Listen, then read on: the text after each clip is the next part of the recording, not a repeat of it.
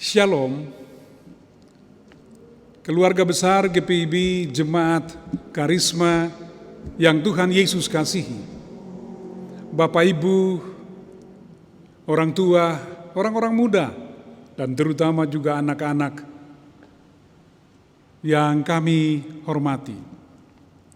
Pada kesempatan ini kita bersyukur bersama-sama, walaupun kita masih berada dalam suasana pandemi COVID-19, dan tahun ini merupakan tahun yang kedua dalam rangka Minggu Prapaskah dan memasuki Minggu Sengsara serta Paskah. Kita merayakannya dalam suasana pandemi. Tapi kita percaya kasih Tuhan menyertai kita, sehingga kita boleh bersama-sama. Orang-orang tua, orang-orang muda, anak-anak, cucu-cucu, kita boleh merayakannya walaupun kita rayakan itu dari rumah masing-masing. Kita bersyukur untuk pengorbanan Tuhan untuk menyelamatkan kita. Tuhan Yesus menyelamatkan kita lewat karyanya. Berpaling kepada Sang Hidup itu judul ataupun tema kegiatan ini. Bahwa secara tradisional Prapaskah merupakan persiapan penyesalan orang percaya, menyesal akan segala dosa dan kesalahannya. Dan untuk itu GPIB Karisma melalui tim kerja akan melaksanakan beberapa kegiatan. Dan kita bersama-sama memulainya dengan kegiatan Sarasehan. Untuk itu kami menyampaikan terima kasih kepada tim kerja, kepada semua pihak, warga jemaat, tamu jemaat yang boleh mengambil bagian untuk menopang kegiatan ini. Tuhan memberkati jerih lelah tim kerja, Tuhan memberkati kita sekalian, majelis jemaat, para presbiter, pengurus PLK dan komisi, semua jemaat GPIB Karisma. Mari kita sama-sama mengikuti acara-acara yang dilaksanakan melalui tim kerja kita. Tuhan memberkati kita sekalian.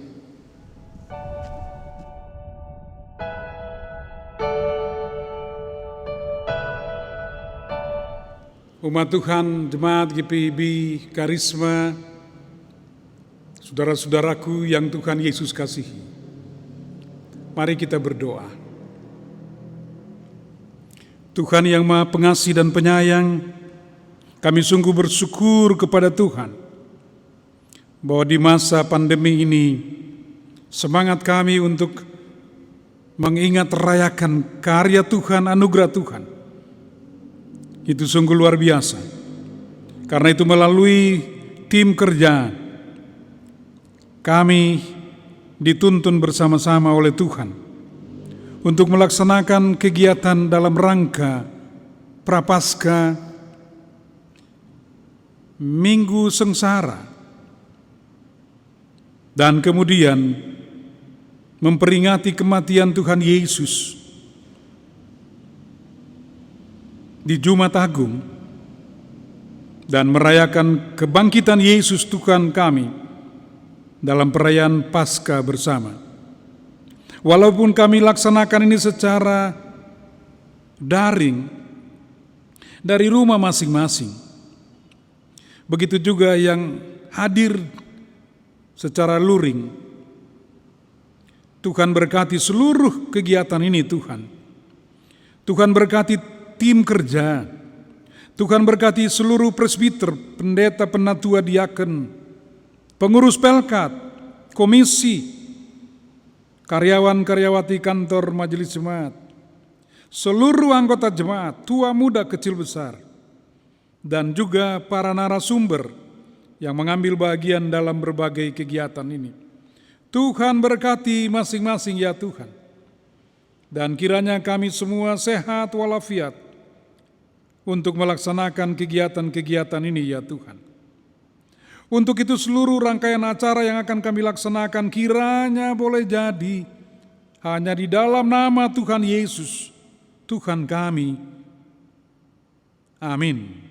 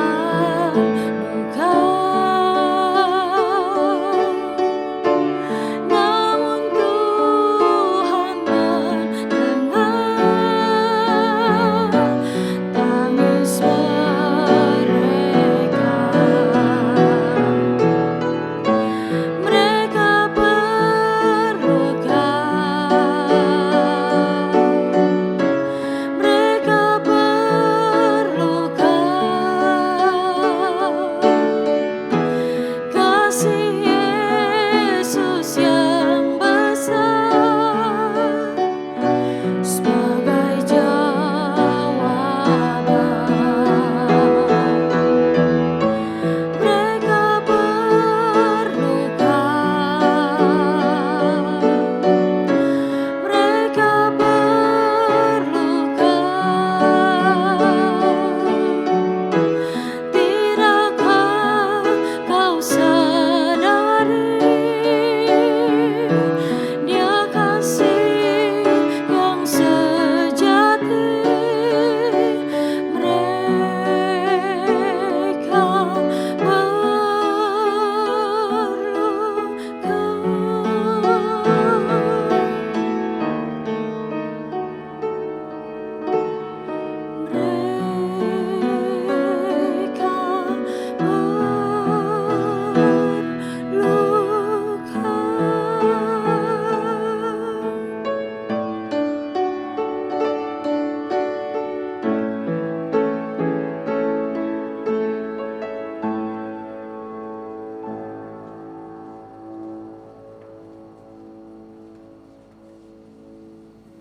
Selamat malam Bapak Ibu dan Saudara.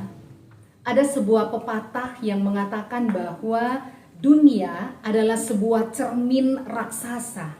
Apa yang kita lakukan itu akan tercermin pada dunia.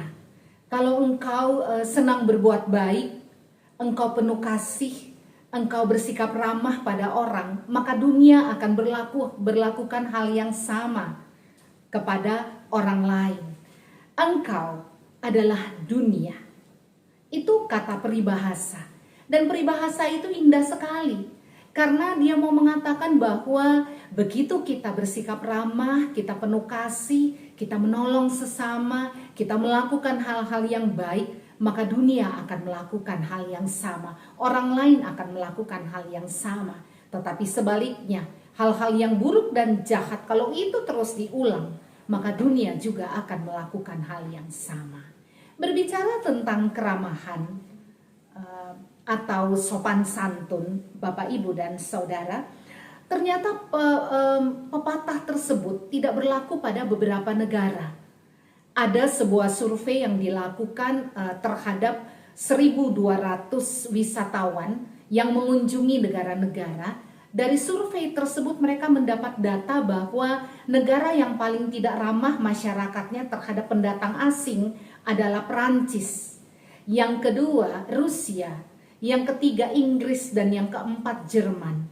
Ini negara-negara yang menurut survei tidak bersikap ramah pada orang lain. Tetapi tahukah saudara, ternyata Indonesia masuk kategori itu. Baru-baru ini sebuah perusahaan teknologi raksasa Microsoft melakukan survei digital terhadap masyarakat Asia Tenggara untuk mengetahui tingkat keramahan dan kesopan santunan para warganet.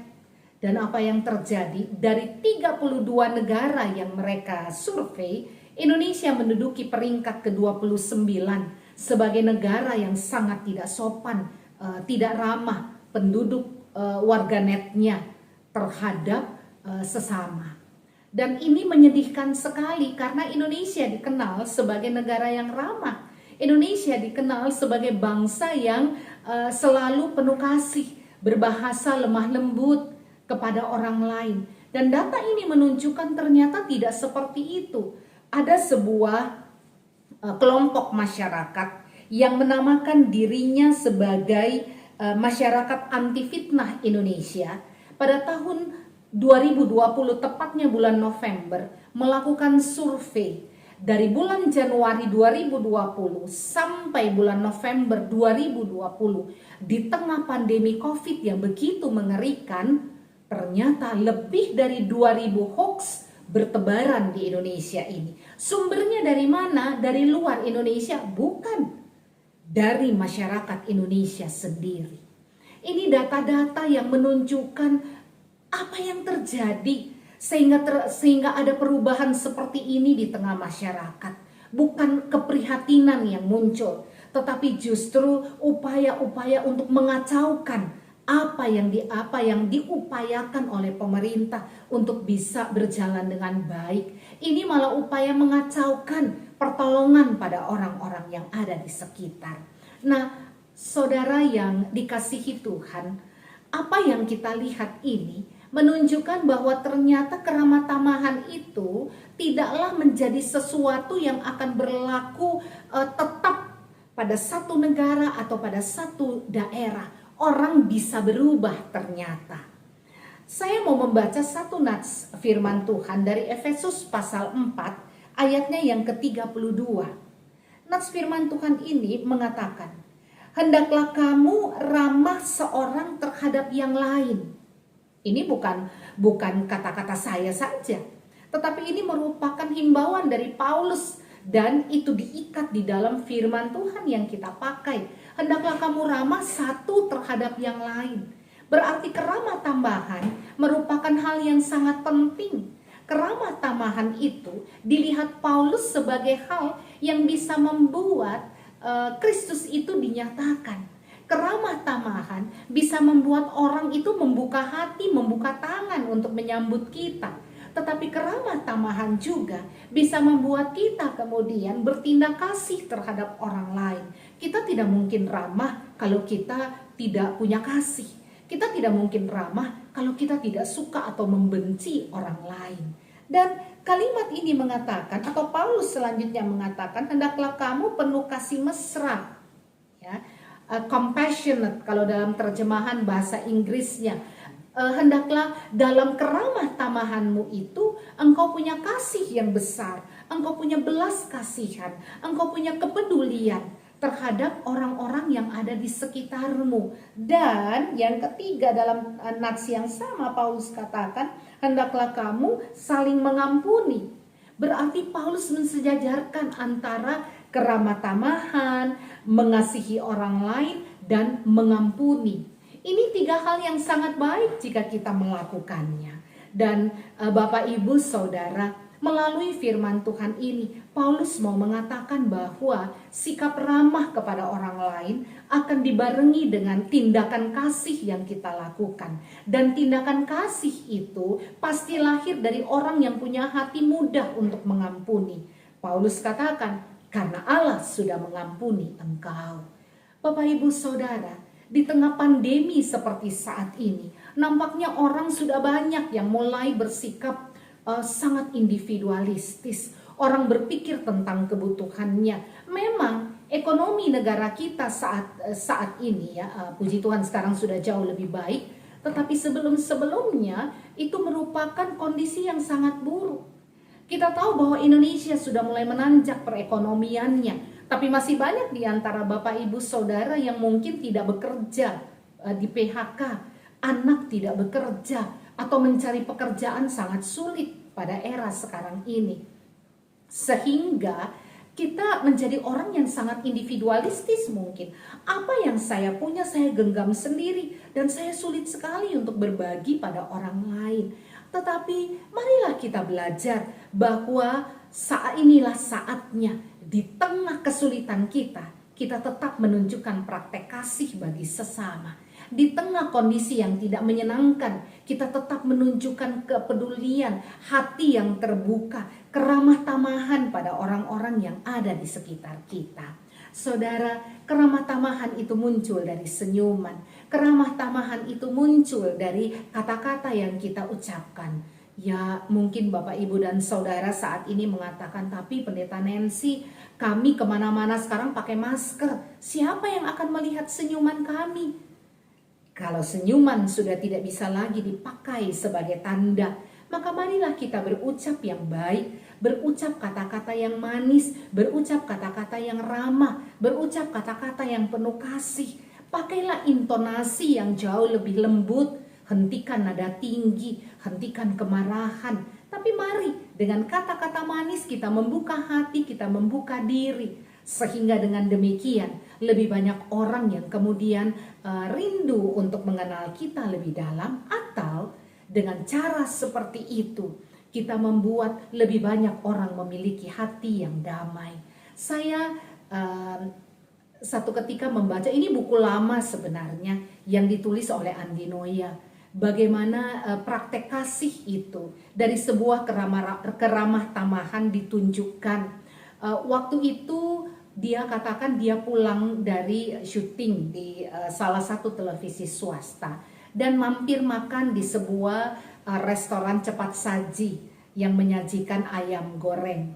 Dan pada saat dia masuk, dia dikejutkan melihat ada beberapa karyawan dari restoran tersebut yang sedang duduk di lantai sambil memakai semacam plat tipis sedang mengorek lantai. Dan dia bertanya, apa yang kalian lakukan? Kami sedang mengangkat nasi, butir-butiran nasi yang diinjak orang, berkali-kali diinjak sehingga dia sudah menyatu dengan lantai dan mereka harus membersihkannya. Sementara di meja lain Andi melihat bagaimana orang sedang membersihkan juga meja dengan memakai beberapa semprotan, beberapa alat. Ya, ini jauh sebelum pandemi. Kenapa? Karena meja itu kotor sekali. Lalu pada saat Andi duduk, dia makan, dia berpikir, kenapa kita tidak setelah makan memungut remah-remah makanan itu, taruh pada piring atau wadah yang diberikan pada kita. Bukankah itu memudahkan kerja orang lain? Mengapa kita tidak bisa makan dengan rapih dan sopan? Dan kalau ada yang jatuh di bawah, mengapa kita tidak pungut? Kan tangan kita masih bisa dicuci. Ini simbol dari keramah tamahan, sebuah tindakan ramah tamah, kebaikan. Tidak harus dimunculkan lewat senyuman, tetapi bagaimana kita melakukan praktek kasih pada sesama. Saudara dan saya bisa melakukan itu. Kristus yang datang mengajarkan tindakan kasih yang luar biasa. Bukan hanya datang dan lahir dan kita memperingatinya sebagai perayaan Natal, tetapi dia mau menderita dan mati untuk kita semua. Sebuah kepedulian yang dalam, sebuah tindakan kasih yang nyata, sebuah keramah tamahan yang luar biasa yang diteladankannya. Mengapa kita tidak menirunya? Mengapa kita tidak meneladaninya? Mari kita tunjukkan praktek kasih kita pada sesama. Justru ketika dunia semakin tidak ramah, mari kita lahirkan keramahan itu.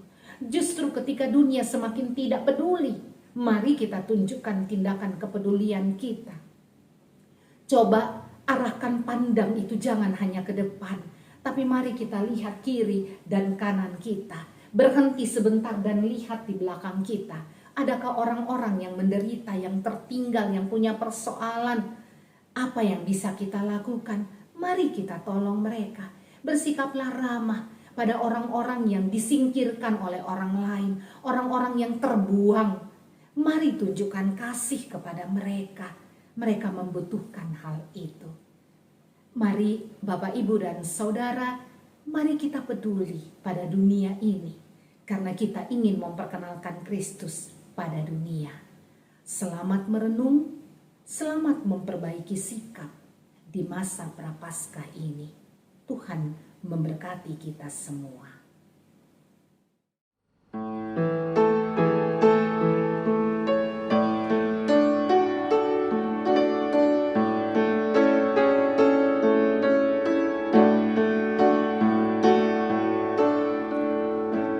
Tuhan memanggil kita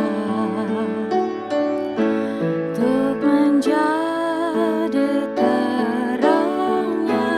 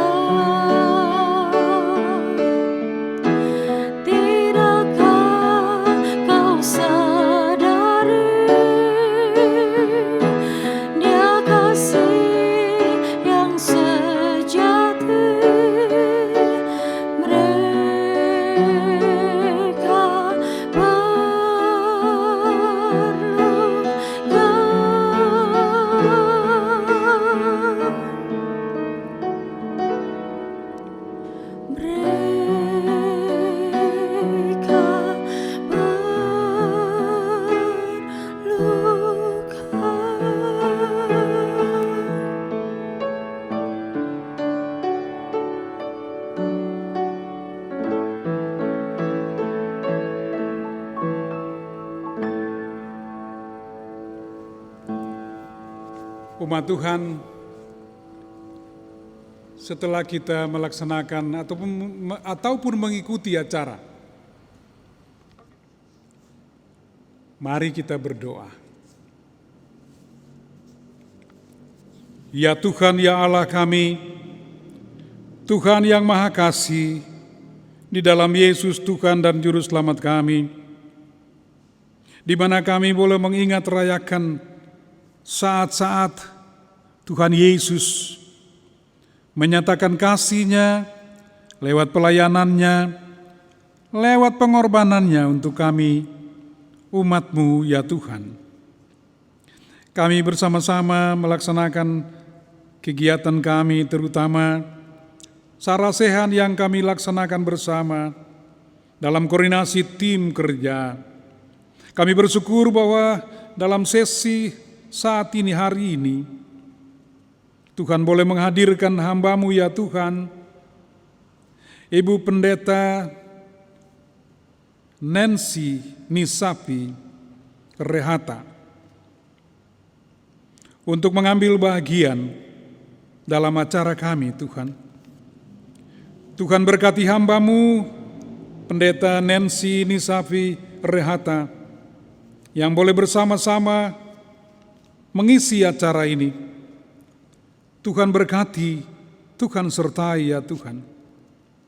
Begitu juga tim kerja dan kami semua, jemaat GPIB, Karisma, orang-orang tua, orang-orang muda, anak-anak dan cucu-cucu kami. Tuhan berkati dan Tuhan sertai semuanya Tuhan. Lalu kiranya Tuhan juga memberkati semua yang mengisi acara ini.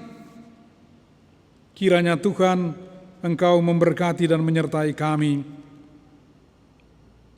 Engkau juga menyertai kami semua apabila ada di antara kami yang mengalami gangguan kesehatan, terutama yang sedang dirawat, baik di rumah maupun di rumah sakit. Berkati segala upaya untuk kesembuhannya. Berkati dokter dan para perawat, dan berkati kami semua ya Tuhan. Terima kasih untuk seluruh rangkaian acara yang kami boleh ikuti. Tuhan berkati dan Tuhan sertai. Tuhan tolong kami, jaga kami, sertai kami untuk melewati hari-hari yang penuh dengan pergumulan dan tantangan ini. Dan kiranya kasih setia Tuhan sajalah yang senantiasa menuntun kami, sehingga kami boleh melewati hari-hari ini hanya dengan kekuatan dari Tuhan. Tuhan sertai pemerintah kami, Tuhan sertai seluruh masyarakat, terutama yang sedang melaksanakan vaksinasi di berbagai tempat. Bagi yang sudah menerima vaksin, berkati mereka, tapi yang belum, Tuhan sertai. Terima kasih Tuhan, seluruh rangkaian acara ini kami serahkan kepadamu Tuhan. Biarlah apa yang sudah kami lakukan, kiranya Tuhan berkati untuk hidup kami. Dalam nama Yesus, Tuhan kami berdoa dan bersyukur. Amin.